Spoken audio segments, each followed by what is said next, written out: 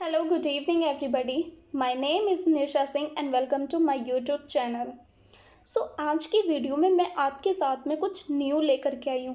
New means जैसे कि हमारी लास्ट वीडियो एडजेक्टिव थी. एडजेक्टिव के बारे में हमने सीखा था, उसके पार्ट्स के बारे में हमने सीखा था. और आज की जो वीडियो हमारी उसी से ही कनेक्टेड है. ठीक है, हम कनेक्ट करेंगे, लेकिन कैसे कनेक्टेड है. आज की वीडियो में हम कुछ ऐसे 10 वर्ड्स को सीखेंगे जो कि एडजेक्टिव वर्ड्स हैं, या फिर हम इसे कह सकते हैं 10 कॉम्प्लीमेंट्री वर्ड्स. ठीक है, जब आप किसी को कॉम्प्लीमेंट देते हो, कैसे भी कॉम्प्लीमेंट दे सकते हो, किसी भी चीज़ की क्वालिटी को बता सकते हो. ठीक है, आपको कोई पसंद आता है तो आप उसके बारे में बोलते हो, उसे कॉम्प्लीमेंट देते हो.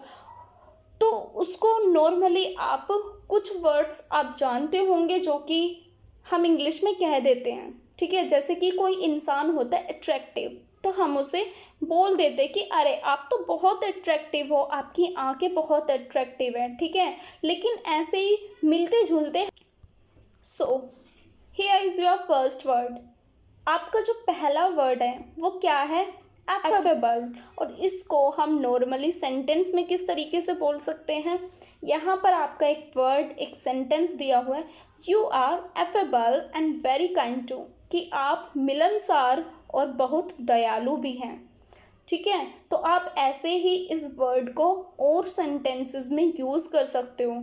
किसी के लिए भी बोल सकते हो कि मैंने जैसे आपके लिए सब्जेक्ट को यूज़ किया, आप किसी और के लिए बोल सकते हो, अरे निशा कितनी एफेबल है, निशा इज़ सो एफेबल. ठीक है, तो इस तरीके से आप किसी के लिए भी, मतलब सब्जेक्ट तो आप कुछ भी यूज़ कर सकते हो, इस वर्ड को वहाँ पर ऐड करके आप अपना सेंटेंस कंप्लीट कर सकते हो. आप इंग्लिश में बोल सकते हो, है ना. कितना मज़ेदार है. ऐसे ही हम कुछ आज एक्टिविटीज़ को करेंगे. नेक्स्ट वर्ड हमारा क्या है? Here is your second word, जिसको हम कहते हैं इंसलेंट. क्या कहते हैं? इंसलेंट. आप भी मेरे साथ इसे बोले, रिपीट करें, इंसलेंट. इंसलेंट का जो मतलब होता है वो होता है ढीठ. अब आपने सुना होगा ढीठ. ढीठ को स्टबर्न भी कहते हैं, जी बिल्कुल कहते हैं, लेकिन इसी को ही इंसलेंट भी कहते हैं. अब आप किसी को बोल सकते हो, कोई बच्चा है, ठीक है, और किसी बच्चे को आप बोलते हो आप तो बहुत ही ज़्यादा ढीठ हो यार, तो क्या बोलोगे इसे इंग्लिश में? You are so insolent. तो यहाँ पर भी ऐसे ही कुछ सेंटेंस दिया हुआ है. वह तो बचपन से ही जिद्दिया है ना. हम बोलते हैं ना किसी बच्चे को देख करके, अरे ये तो बचपन से ही जिद्दी है, क्या करें इसे. तो इसे इंग्लिश में कैसे बोल सकते हैं? He is insolent since childhood. बोले मेरे साथ आप भी, he is insolent since childhood. He की जगह आप कोई भी नाम यूज़ कर सकते हो, कोई और सब्जेक्ट यूज़ कर सकते हो. अगर लड़की के लिए बोल रहे हो तो शी इज़. आप दूसरा सब्जेक्ट यूज़ कर सकते हो, यू आर इंसलेंट सिंस चाइल्डहुड.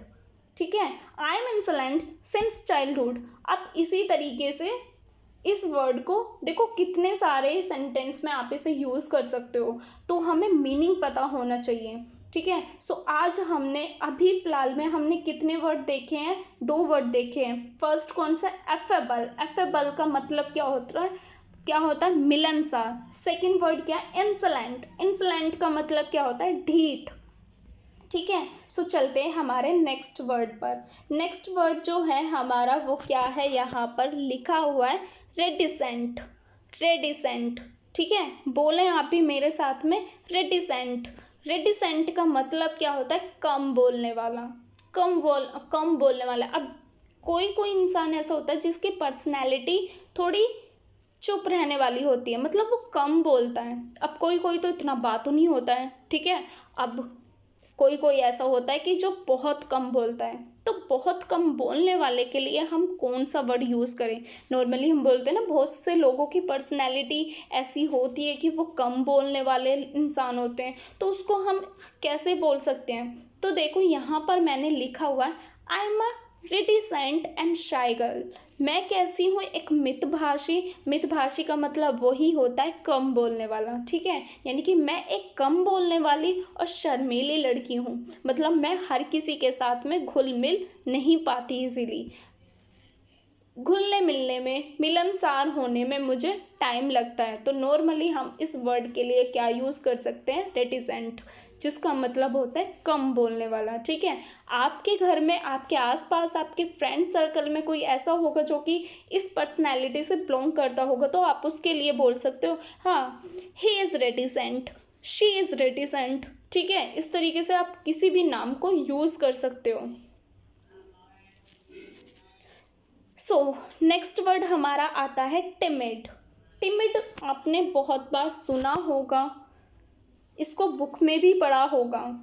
सो ये तो कुछ ऐसा न्यू वर्ड नहीं है, लेकिन फिर भी मैंने इसमें ऐड कर दिया क्योंकि नॉर्मली हम डरपोक, डर, ये सब के लिए हम दूसरे अदर वर्ड्स को यूज़ करते हैं। ठीक है, जैसे स्कैर्ड हो गया, लेकिन यहाँ पर मैं टिमिड वर्ड लेकर के आई हूँ। टिमिड वर्ड क्या होता है, आप डरपोक के लिए इसे यूज़ कर सकते हो। जैसे कि मैंने यहाँ पर सेंटेंस दिया हुआ है, why are you so timid, आप इतने डरपोक क्यों हो। होता है ना कि आपके फ्रेंड सर्कल में, आपके फैमिली मेम्बर्स में कोई इंसान ऐसा होगा जो कि थोड़ा डरपोक होगा, मतलब उसको हर एक चीज़ से क्या लगता है, थोड़ा डर लगता है। सो उसको आप हिंदी में बोलते हो, आप इतने डरपोक क्यों हो, क्यों डरते हो आप इतना। ठीक है, तो इसमें हम इस वर्ड को यूज़ कर सकते हैं, why are you so timid. यहाँ पर हम स्केयर्ड भी लगा सकते हैं, अदर वर्ड्स भी हम यूज़ करते हैं। सो हमारा थर्ड वर्ड क्या है, रिटिसेंट। हमारा फोर्थ वर्ड क्या है, टिमिड। ठीक है, आई होप आपको 4 वर्ड याद हो गए हैं। नेक्स्ट वर्ड है आपका इज़ोल्ड। इज़ोल्ड, इज़ोल्ड का मतलब क्या होता है, सदियों पुराना या बहुत पुराना। ठीक है, हम नॉर्मली बोलते हैं ना कि ये चीज़ तो बहुत पुरानी है, तो यहाँ पर ऐसे ही मैंने भी एक सेंटेंस आपका दिया हुआ है, जैसे कि सदियों पुरानी कहावत है, मतलब बहुत पुरानी कहावत है कि सफलता के समान या सफलता के जैसे कुछ भी सफल नहीं होता। सो इसको इंग्लिश में हम कैसे बोल सकते हैं, there is an old age saying, nothing succeeds like success. ठीक है, कि बहुत पुरानी, ये तो बहुत पुरानी कहावत है कि सफलता के जैसा कुछ भी सफल नहीं होता। ठीक है, आप इसको और भी अदर वर्ड्स के लिए भी यूज़ कर सकते हो, सेंटेंस में बोल सकते हो कि ये पेंटिंग सदियों पुरानी है। So this painting is an age old. ठीक है, आप इस तरीके से अदर सेंटेंसेस में इस वर्ड को यूज़ कर सकते हो, जहाँ भी आपको लगता है कि आपका वर्ड सदियों पुराना यूज़ हो रहा है। तो सदियों पुरानी को या बहुत पुराने को हम क्या कहते हैं, इज ओल्ड। नॉर्मली आप वेरी ओल्ड यूज़ करते होंगे, लेकिन वेरी ओल्ड से अच्छा सा वर्ड है ना, is old. So next word हमारा आता है कैची। कैची, आप बोले मेरे साथ में, कैची। कैची को हम हिंदी में क्या कहते हैं, आकर्षक। अब आपने सुना होगा आकर्षक को इंग्लिश में अट्रैक्टिव कहते हैं। ठीक है, अट्रैक्ट करना, बहुत जल्दी किसी भी चीज़ को अट्रैक्टिव नॉर्मली बोलते हैं, अट्रैक्ट होना, उसको आकर्षक कहते हैं, लेकिन कैची भी कहते हैं। सो हुआ ना न्यू वर्ड, कैची। अब कैची को आप किस तरीके से बोल सकते हो, मैंने यहाँ पर कुछ अलग सेंटेंस यूज़ किया है। आप नॉर्मली कोई भी सॉन्ग सुनते हो, कोई भी ट्यून सुनते हो, मैं ट्यून्स को सुनती हूँ और मुझे ट्यून्स काफ़ी पसंद है, चाहे वो गिटार की हो सकती है, पियानो की हो सकती है, फ्लूट की हो सकती है ना। तो ट्यून्स काफ़ी अच्छी लगती हैं। कोई सॉन्ग भी आप सुनते हो तो उसे भी आप बोल सकते हो, अरे ये सॉन्ग कितना अट्रैक्टिव था, मीन्स कितना आकर्षक था, कितना कैची था। तो आप वहाँ पर इस वर्ड को यूज़ कर सकते हो। तो चलो हम इसे अपने सेंटेंस में यूज़ करते हैं। सो यहाँ लिखा हुआ है, it was a catchy tune. यह एक आकर्षक धुन थी। हमने अभी एक धुन सुनी और उसे हमने इंग्लिश में बोला, it was a catchy tune. ठीक है, आप कोई सॉन्ग सुनते हो, उसके लिए आप बोल सकते हो, it is a catchy song. मतलब कुछ भी आप यूज़ करोगे, कोई भी चीज़ आपको आकर्षित करती है, तो उसके लिए आप एक न्यू वर्ड को यूज़ कर सकते हो, कैची। अट्रैक्टिव तो आप यूज़ करते होंगे, लेकिन कुछ अगर हम नए नए क्लासिक वर्ड्स को यूज़ करते हो तो आपके की पर्सनैलिटी में 4 चांद लग जाते हो। मतलब दूसरा बंदा क्या सोचता है कि अरे वाह, इसकी इंग्लिश तो बहुत ज़्यादा अच्छी है, देखो कैसे कैसे न्यू न्यू वर्ड्स को बोलते हैं। तो जब हम ऐसे ऐसे न्यू वर्ड्स बोलते हैं तो दूसरे लोग जो होते हैं वो ये समझते हैं कि हाँ, इन्हें इंग्लिश आती है। ठीक है, सो आज अभी के लिए अब ये जो 2 वर्ड थे वो कौन थे? एजॉल्ट, सदियों पुराना। नेक्स्ट वर्ड था कैची। कैची मीन्स आकर्षक। सो यहाँ पर अब हमारा 7th वर्ड है। 7th वर्ड क्या है? ब्लिसफुल। क्या है? ब्लिसफुल। ब्लिसफुल मीन्स आनंदमय। आनंदमय मतलब आनंदमय जो कि बहुत ज़्यादा खुशी से भरा हुआ कह सकते हो, आनंद से भरा हुआ कह सकते हो। ठीक है, सो इसके लिए आप किसी को भी देख करके कहते हो कि आप कितने आनंदमय हो, इसे इंग्लिश में कैसे बोलोगे? You are so blissful. ठीक है, तो इसी के जैसे मैंने एक सेंटेंस यहाँ पर यूज़ किया है कि wow, your life is so blissful, I wish my life was like this too. Wow, आपका जीवन बहुत आनंदमय है, आपका जीवन बहुत खुशियों से भरा हुआ है, काश मेरा जीवन भी ऐसा ही होता। हम बोलते हैं ना कि किसी किसी की लाइफ मतलब इतनी ज़्यादा मतलब स्ट्रगल्स तो देखो सबकी लाइफ में होती है, ठीक है, लेकिन कोई कोई क्या करता है उन स्ट्रगल्स में भी जीना सीखता है, अपनी लाइफ को आनंद से भरे रखता है, जॉयज़ उसके अंदर हमेशा पाता है। ठीक है, सो आनंद से भरे रहना तो हर कोई नहीं रह पाता है ना, अपनी टफ सिचुएशन में भी जॉय के साथ वो है। तो नॉर्मली किसी को देख करके हम भी ये सोचते हैं कि काश हमारी लाइफ भी ऐसी होती। तो वैसे ही मैंने यहाँ पर एक सेंटेंस ऐड किया है, wow your life is so blissful, I wish my life was like this too. आप इससे बोल सकते हो, कुछ और भी सेंटेंस यूज़ कर सकते हो। So repeat this word blissful, आनंद में। ठीक है, हमारा नेक्स्ट वर्ड आता है ब्रैकिश। ब्रैकिश, ब्रैकिश मीन्स खारा। खारा, व्हाट खारा? अब खारा क्या होता है? देखो कोई भी खारा को ले सकते हैं कि खारा पानी से अच्छा ही और क्या वर्ड हो सकता है, पानी के लिए ही हो सकता है। तो पानी नॉर्मली हम पानी पीते हैं, ठीक है, तो पानी कोई कोई खारा निकलता है, जैसे समुद्री का पानी खारा होता है। ठीक है, तो हम कैसे बोल सकते हैं पानी खारा है? नॉर्मली आप बहुत बार इस सेंटेंस को यूज़ करते हो हिंदी में, पानी तो खारा है, इसे इंग्लिश में कैसे बोल सकते हैं? Water is brackish, water is brackish. ठीक है, आप अगर समुद्र का पानी खारा है तो उसे कैसे बोलोगे? Simple, sea water is brackish. Repeat with me, sea water is brackish और वाटर इज़ ब्रैकिश। आप घर में इसे यूज़ कर सकते हो, पानी खारा है, वाटर इज़ ब्रैकिश। ठीक है, सो हमारा नाइन्थ वर्ड है आपका लूक वार्म। क्या वर्ड है? Look warm. लूक वार्म को हम कहते हैं गुनगुना।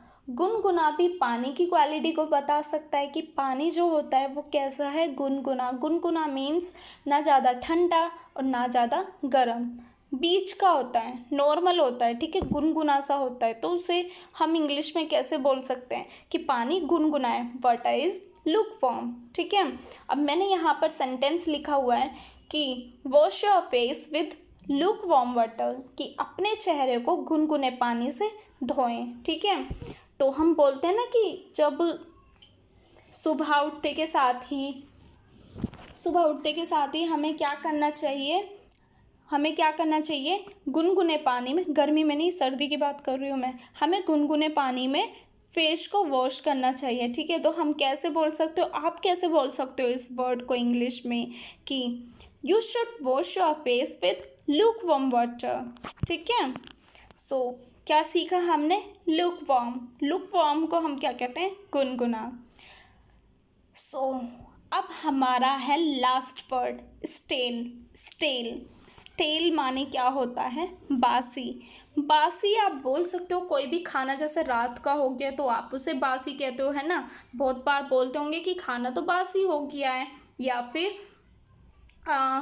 ये जो हमारे घर में ब्रेड होते हैं, ठीक है, आप उसे बोलते हैं ब्रेड तो बासी है यार, तो कैसे बोलोगे? This bread is stale. ठीक है। या फिर मैंने जो सेंटेंस लिखा है, नॉर्मली हम इस सेंटेंस को अपनी डेली लाइफ में यूज़ करते हैं कि खाना बासी हो गया है, यह खाना बासी हो गया है। तो इंग्लिश में कैसे ट्रांसलेट करेंगे? Speak with me, this food has gone stale. This food has gone stale यानी कि खाना बासी हो गया। ठीक है। सो हमने कौन कौन से वर्ड सीखे आज? स्टेल, स्टेल मीन्स बासी। स्पीक करो मेरे साथ आप भी। तो आपको देखो, कोई भी वर्ड्स को याद रखना उसकी प्रैक्टिस से होता है। ठीक है। आप जितनी ज़्यादा प्रैक्टिस करोगे उतने ही ज़्यादा आपको वर्ड्स याद आएंगे। तो मेरे साथ मैंने स्पीक करो, बाद में फिर इनको लिख लो। ठीक है। लिख करके फिर इन्हें बाद में क्या करना? स्पीक करना। इनको प्रैक्टिस करना और इन्हें साथ के साथ में बोलते रहना अपनी डेली यूज़ लाइफ में। तो आपकी ये हैबिट हो जाएगी इंग्लिश में बात करने की। ठीक है। इन वर्ड्स को यूज़ करने की। तो स्पीक विद मी, हमने क्या सीखा आज? स्टेल, स्टेल मीन्स बासी। लुक फॉर्म मीन्स गुनगुना। ब्लिसफुल, ब्लिसफुल मीन्स आनंद में। ब्रैकिश मीन्स खारा। एजोल्ड मीन्स सदियों पुराना। कैची मीन्स आकर्षक। रेटिसेंट, कम बोलने वाला। टिमिड मीन्स डरपोक। एंड हमारा यहाँ पर जो वर्ड है इंसलेंट मीन्स ढीठ, जिद्दी। एफेबल मीन्स मिलनसार यानी कि फ्रेंडली। ठीक है। तो ये थे हमारे कुछ वर्ड्स। आई होप आपने सीखे होंगे, आपको अच्छे लगे होंगे। प्लीज़ इनके नोट्स ज़रूर बनाना, इनकी प्रैक्टिस करना और डेली लाइफ में अपनी इन्हें यूज़ करना। ठीक है। जिससे कि आपको क्या हो सके, ये वर्ड छप जाए आपके माइंड में। सो ये थी हमारी आज की वीडियो। आई होप आपको बहुत पसंद आई होगी। अगर पसंद आई है तो प्लीज़ इसे लाइक करना, शेयर करना अपने दोस्तों के साथ में। Good night.